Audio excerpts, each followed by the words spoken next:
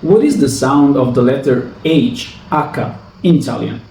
I'm Francesco Volpi. I'm an Italian teacher with almost 10 years of experience, and I taught more than 3,500 classes on Verbling and Languadoc with hundreds of reviews by my students.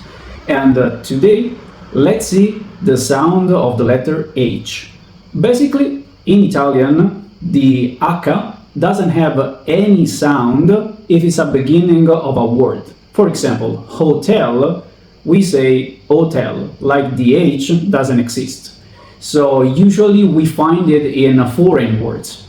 But if the H is in between a consonant and a vowel, for example, chi, chi, h-i, in that case the H produces a hard sound with a vowel E or E.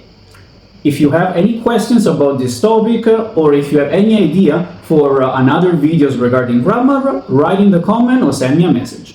Ciao!